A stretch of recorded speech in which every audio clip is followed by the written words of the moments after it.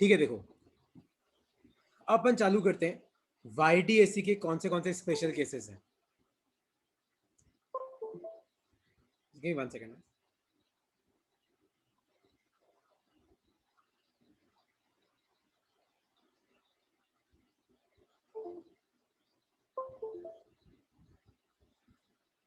देखो अब YDAC होता क्या है। देखो YDAC का मतलब है यंग्स डबल स्लिट एक्सपेरिमेंट। तो YDAC में बेसिकली क्या होता है, हमारे पास दो स्लिट्स होती हैं, ये हमारी स्क्रीन होती है। मान लो यहाँ पे अपने पास सोर्स है, सोर्स का मतलब है जहां से आपकी लाइट निकल रही है।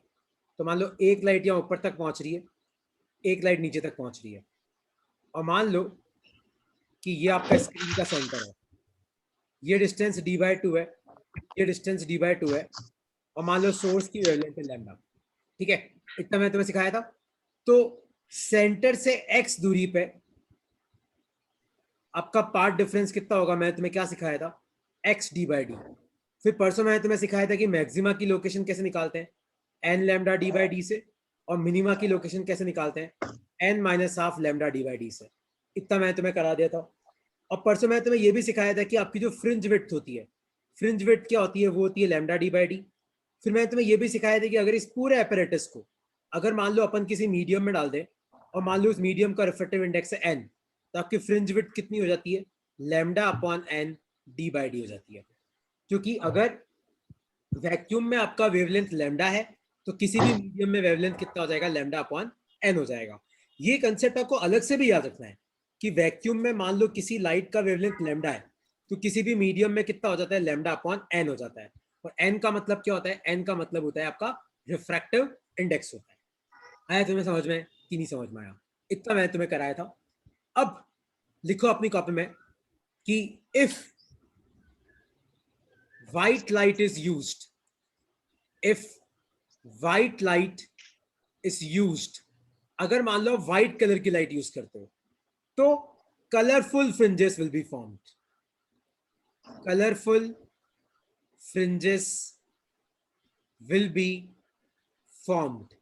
तो अगर आप व्हाइट लाइट यूज करोगे तो आपकी कलरफुल फ्रिंजेस बनेगी।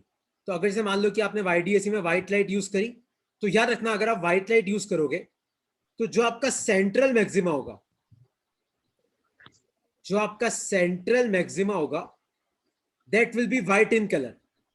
सेंट्रल मैक्सिमा व्हाइट होगा, लेकिन सेंट्रल मैक्सिमा के आसपास जितने मैक्सिमा है उन सब का आपका कलर क्या होगा, अलग अलग होगा। लेकिन याद रखना सेंट्रल मैक्सिमा के सबसे पास में होगा आपका वायलेट कलर का मैक्सिमा, और सबसे दूर होगा आपका रेड कलर का मैक्सिमा, और नीचे की तरफ भी सबसे पास होगा वायलेट कलर का और सबसे दूर होगा आपका रेड कलर का मैक्सिमा। क्योंकि फ्रिंज विड्थ का फॉर्मूला क्या होता है, लैम्डा d/d। तो जितना ज्यादा वेवलेंथ होगा उतना ज्यादा उतना दूर आपकी फ्रिंज होगी। और अगर तुम्हें पता हो तो विबग्योर VIBGYOR वायलेट से लेके रेड तक जाते हैं तो अपना लैम्डा बढ़ता है, तो फ्रिंज विड्थ बढ़ेगी। तो सेंट्रल मैक्सिमा तो आपका व्हाइट कलर का ही होगा। मतलब अगर कोई तुम्हें बोले कि यार मैंने मान लो व्हाइट कलर की लाइट यूज करी, तो सेंट्रल मैक्सिमा व्हाइट कलर का होगा, लेकिन सेंट्रल मैक्सिमा के आसपास जितनी फ्रिंजेस बनेगी वो कलरफुल होगी। सबसे पास में वायलेट कलर की होगी, सबसे दूर आपकी रेड कलर की फ्रिंज होगी। लिख लो अपनी कॉपी में, सबसे पास में वायलेट कलर की, सबसे दूर रेड कलर की फ्रिंज होगी।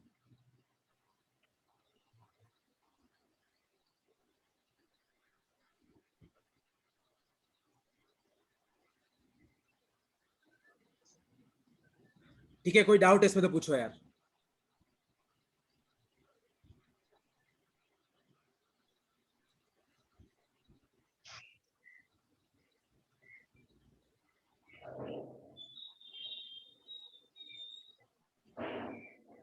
ठीक है, कोई डाउट नहीं है तो अब तुम ध्यान से देखो, टॉपिक लिखो अपनी कॉपी में, पाथ डिफरेंस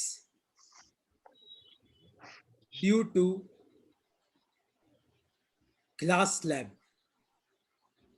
एक ग्लास स्लैब के कारण कितना पाथ डिफरेंस क्रिएट होता है। सपोज करो आपके पास ये ग्लास स्लैब है, मान लो उसकी थिकनेस आपको T दे रखी है, और मान लो आपको N दे रखा है इसका रिफ्रैक्टिव इंडेक्स। तो अगर मान लो कि इस ग्लास स्लैब में से एक लाइट पास करती है, और एक लाइट मान लो नीचे से पास करती है, तो इन दोनों लाइट के बीच में क्या आ जाएगा, एक पाथ डिफरेंस आ जाएगा। तो उस पाथ डिफरेंस का फॉर्मूला होता है n-1 इंटू टी। लिख लो अपनी कॉपी में। तो एक ग्लास स्लैब के कारण कितना पार्ट डिफरेंस क्रिएट होता है, n-1 इंटू टी। n का मतलब है रिफ्रेक्टिव इंडेक्स और t का मतलब है आपका थिकनेस। लिख लो अपनी कॉपी में।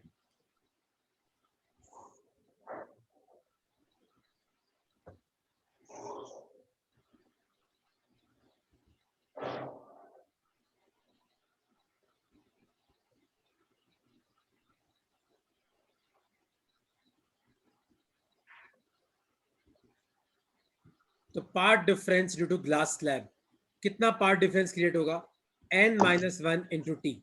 n मतलब आपका रिफ्रेक्टिव इंडेक्स और t मतलब आपके ग्लास स्लैब की थिकनेस कितनी है ना। जैसे मान लो कि मैं तुम्हें बोलूं कि यार मेरे पास एक ग्लास स्लैब है और सपोज करो वो 2 सेंटीमीटर का है, और मान लो इसका जो रिफ्रेक्टिव इंडेक्स है वो आपको दे रखा है 1.5। तो आपको बताना है कि ये कितना पार्ट डिफरेंस क्रिएट कर सकता है। तो ये कितना पार्ट डिफरेंस क्रिएट कर सकता है, n-1 इंटू टी। तो हो जाएगा 1.5 माइनस 1, और t कितना आ जाएगा, t आ जाएगा 2। तो यह आ जाएगा तुम्हारा 0.5 इंटू टू, 1.5 यह आ जाएगा 0.5 इंटू टू, तो यह आ जाएगा 1 सेंटीमीटर। यह आ गया आपका पार्ट डिफरेंस।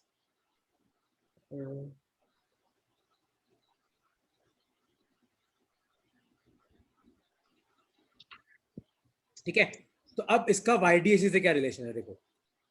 तो लिखो अपनी कॉपी में, नेक्स्ट टॉपिक लिखो,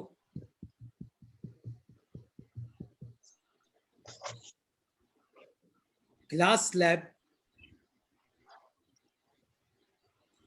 इन YDSC, glass slab in Young's double slit experiment. Suppose करो आपके पास ये एक YDSC का apparatus है। सपोज करो कि यहाँ पे आपका सोर्स है एकदम बीचों बीच। मान लो यहाँ से एक लाइट ऊपर की तरफ जा रही है, एक लाइट नीचे की तरफ जा रही है। मान लो ये डिस्टेंस आपको d दे रखी है, और ये आपको d/2 दे रखा है, ये आपको d/2 दे रखा है। अगर मान लो कोई तुम्हें ये बोले कि यार मैंने ऊपर वाले पाथ में ग्लास स्लैब रख दिया जिसका रिफ्रेक्टिव इंडेक्स n है, इसकी थिकनेस t है, तो बताओ क्या होगा। तो आपको क्या लिखना है, ध्यान से देखो। इफ, लिख दो अपनी कॉपी में, if glass slab is inserted comma central maxima will shift, आपका जो सेंट्रल मैक्सिमा है वो शिफ्ट कर जाएगा। अब कितना शिफ्ट करेगा, ध्यान से देखो। अगर तुम ऊपर ग्लास स्लैब इंसर्ट करोगे ना, तो आपका सेंट्रल मैक्सिमा नीचे आ जाएगा। और मान लो कि कितना नीचे आया, मान लो x डिस्टेंस नीचे आया, तो कोई तुम्हें पूछे कि बताओ ये x क्या होगा, तो आपको ये वाला फॉर्मूला याद रखना है, x d/d equal to n-1 into t. तो अपन ने पता है क्या किया, देखो याद है मैंने तुम्हें क्या सिखाया था कि सेंटर से x दूरी पे कितना पार्ट डिफरेंस होता है, x d/d। तो इस पार्ट डिफरेंस को मैंने इस ग्लास स्लैब के पार्ट डिफरेंस के बराबर कर दिया, ताकि ये वाला पार्ट डिफरेंस ये न्यूट्रलाइज कर दे, और आपका सेंट्रल मैक्सिमा पे आपका पार्ट डिफरेंस होता कितना है, 0। तो अगर आप ग्लास स्लैब ऊपर इंसर्ट करोगे तो सेंट्रल मैक्सिमा नीचे शिफ्ट हो जाएगा। अगर आप ग्लास स्लैब नीचे लगाओगे तो सेंट्रल मैक्सिमा ऊपर की तरफ शिफ्ट कर जाएगा, है ना। क्योंकि सेंट्रल मैक्सिमा वो पॉइंट है जहां पे आपका पार्ट डिफरेंस 0 होता है। तो सेंटर से x दूरी पे कितना पार्ट डिफरेंस होता है, इतना। तो इसको कौन न्यूट्रलाइज कर रहा है, आपका ग्लास स्लैब। तो इन दोनों पार्ट डिफरेंस को बराबर कर दो, तो आपको सेंट्रल मैक्सिमा की नई पोजीशन मिल जाएगी। लिख लो अपनी कॉपी में।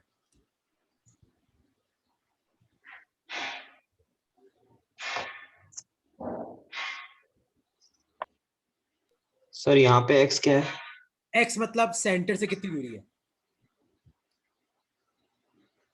किसकी? पॉइंट की। जैसे मान ली कि तेरा सेंट्रल मैक्सिमा यहाँ पे शिफ्ट कर गया, हिसाब से सेंट्रल मैक्सिमा देख क्या होना चाहिए, यहाँ होना चाहिए, लेकिन मान ली शिफ्ट यहाँ पे हो गया। तो कितना शिफ्ट हुआ, देख नीचे इतना शिफ्ट हुआ। तो कोई तुम्हें पूछे कि बताओ सेंट्रल मैक्सिमा कितना शिफ्ट हुआ, तो वो होता है x। तो आपको x निकालना होता है। छोटा डी तो दिख ही रहा है अपने को, डिस्टेंस बिटवीन स्लिट। बड़ा डी दिख ही रहा है अपने को, स्लिट और स्क्रीन की बीच की दूरी। और n अपने को पता है, ये रिफ्रेक्टिव इंडेक्स, t मतलब थिकनेस ऑफ ग्लास स्लैब।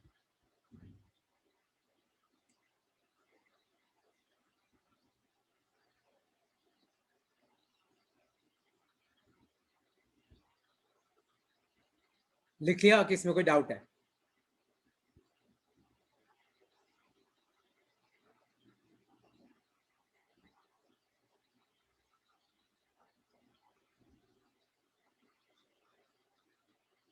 कोई डाउट है इसमें तो आप पूछ सकते हो यार।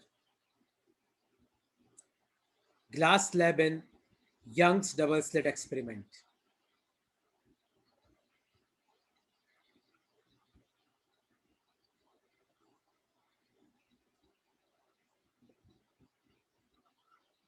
ओके, इसमें कोई डाउट नहीं है। आगे बढ़ू मैं कि कुछ पूछना है इसमें?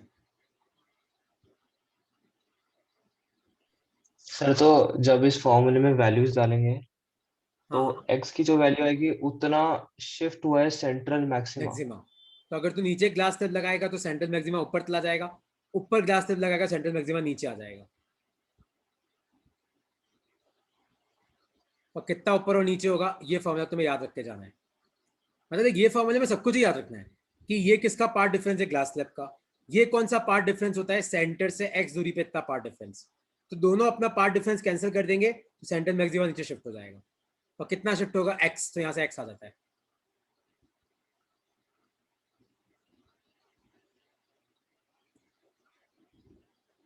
ठीक है, कोई डाउट है इसमें तो पूछो यार।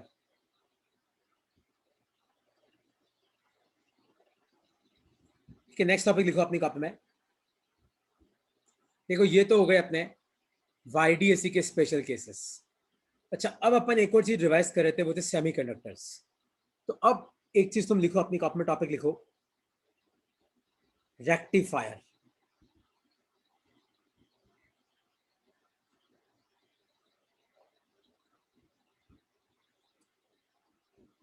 शौर्य, फर्स्ट और सेकंड मैक्सिमा की पोजीशन निकाल सकता है ना? देख फर्स्ट मैक्सिमा कितना दूर होता है सेंट्रल मैक्सिमा से, n lambda d by d formula.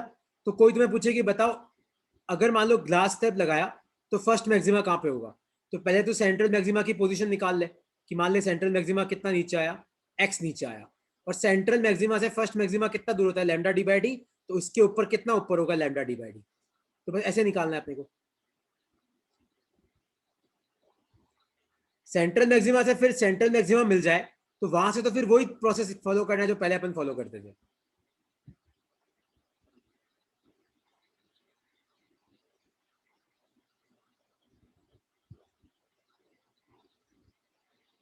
ठीक है, अच्छा नेक्स्ट लिखो अपनी कप में रेक्टिफायर।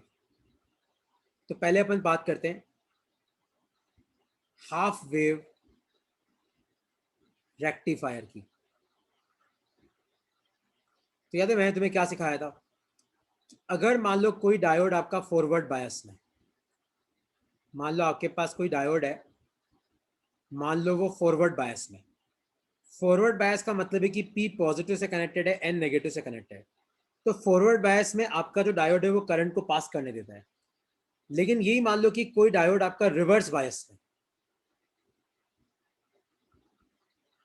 तो रिवर्स बायस का मतलब है कि पी की तरफ नेगेटिव और एन की तरफ पॉजिटिव। तो इस केस में आपका डायोड नॉन कंडक्टिंग होता है। मतलब आपका जो डायोड है वो अपने थ्रू करंट को पास नहीं करने देगा। तो फॉरवर्ड बायस में आपका डायोड करंट को पास करने देता है। मतलब पी टर्मिनल पॉजिटिव से, एन टर्मिनल नेगेटिव से। पी मतलब पी टाइप सेमीकंडक्टर, एन मतलब एन टाइप सेमीकंडक्टर। तो फॉरवर्ड बायस में तो वो करंट को जाने देता है, रिवर्स बायस में वो करंट को रोक देता है, आगे जाने ही देता है ना। तो देखो हाफ वेव रेक्टिफायर में क्या होता है। सपोज करो कि ये आपके पास इनपुट है, मान लो इनपुट है आपके पास एसी वोल्टेज, और मान लो कि ये आपके पास आउटपुट कॉइल है। अगर तुम्हें नहीं पता है, दो दो जो डंडे बना रखे ना, इसका मतलब है ये एक ट्रांसफॉर्मर का सिंबल है। तो हाफ वेव रेक्टिफायर में क्या होता है, हम ऊपर की तरफ लगाते हैं एक डायोड और नीचे हम कोई डायोड नहीं लगाते। ऊपर की तरफ हम डायोड लगाते हैं और नीचे की तरफ हम कोई डायोड नहीं लगाते। ठीक है, और एक आउटपुट लेते हैं हम यहाँ पे सेंटर से।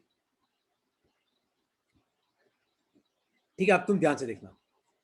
तो अगर तुम्हें नहीं पता हो तो अल्टरनेटिंग करंट कैसा होता है, देखो अल्टरनेटिंग करंट आपका ऐसा होता है, positive negative, positive negative, positive negative.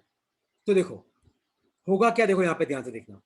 तो आधी साइकिल में तो क्या होगा, आपका करंट पॉजिटिव होगा, अगली आधी साइकिल में नेगेटिव, मतलब करंट पीछे की तरफ, फिर अगली आधी में पॉजिटिव, फिर अगली आधी में नेगेटिव।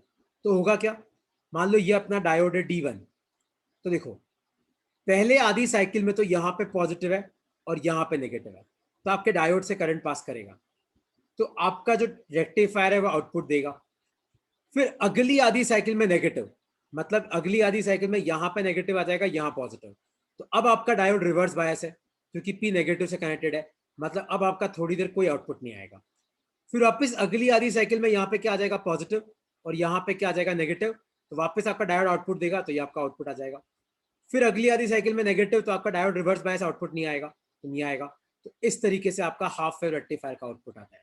तो ये आपका हाफ वेव रेक्टिफायर का आउटपुट है। तो हाफ वेव रेक्टिफायर क्या करता है, आधी वेव को ही रेक्टिफाई कर सकता है, पूरी वेव को रेक्टिफाई नहीं करता, आधी वेव को क्या करता है, रेक्टिफाई कर देता है ना। तो लिख लो अपनी कॉपी में, रेक्टिफायर का इनपुट और आउटपुट किसका, हाफ वेव का। और याद रखना यहाँ पे एक चीज तुम्हें याद रखनी है कि अगर आपकी इनपुट फ्रीक्वेंसी एफ है तो आपकी आउटपुट फ्रीक्वेंसी भी क्या होगी, ये आपको कंसेप्ट याद रखना है, एफ ही होगी। ऐसा क्यों पता है, देखो इनपुट में दो मैक्सिमा के बीच में कितना टाइम लग रहा है टी, तो आउटपुट में भी दो मैक्सिमा के बीच में कितना टाइम लग रहा है टी। तो जितना इनपुट टाइम पीरियड है उतना ही आउटपुट टाइम पीरियड है, इसलिए जितनी इनपुट फ्रीक्वेंसी उतनी आपकी आउटपुट फ्रीक्वेंसी है। बना लो इसको अपनी कॉपी में। सर ये समझ नहीं आया डायग्राम। देख, ये तेरा इनपुट कॉइल है, यहाँ पे ट्रांसफॉर्मर है, और ये तेरा आउटपुट कॉइल है। तो देख सर आपका ये डायोड, कॉइल क्या होता है सर? कॉइल मतलब सोलेनॉइड, टॉरॉइड, कॉइल पड़ा है ना, लाइक अगर किसी वायर को अच्छा ऐसे घुमा दो हाँ, तो कॉइल ठीक है बन ठीक जाता है। है। तो ये इनपुट कॉइल है, ये आउटपुट कॉइल है। तो यहाँ से अपन इनपुट देते हैं, यहाँ से अपन आउटपुट निकालते हैं। तो अगर कोई डायोड मान ले फॉरवर्ड बायस है तो वो करंट को पास करने देगा, अगर मान लो कोई डायोड रिवर्स बायस है तो वो करंट को पास नहीं करने देगा।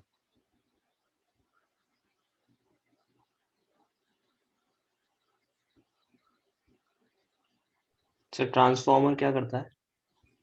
इनपुट ट्रांसफार्मर तेरा वोल्टेज को बढ़ाने घटाने का काम करता है। देख, जो ट्रांसफार्मर होता है वो क्या करता है, अपने इनपुट वोल्टेज को बढ़ा भी सकता है, मतलब आउटपुट ज्यादा होगा, ऐसा भी कर सकता है कि इनपुट वोल्टेज को घटा दे तो मतलब वोल्टेज कम भी कर सकता है। ये भी आएगा आगे, ट्रांसफार्मर टॉपिक भी आएगा आगे। अभी तुम खाली इतना याद रखो कि हाफ वेव रेक्टिफायर में एक डायोड होता है, इनपुट फ्रीक्वेंसी आउटपुट फ्रीक्वेंसी के बराबर होती है। ये आपका इनपुट डायग्राम है, ये आपका आउटपुट वोल्टेज का डायग्राम है।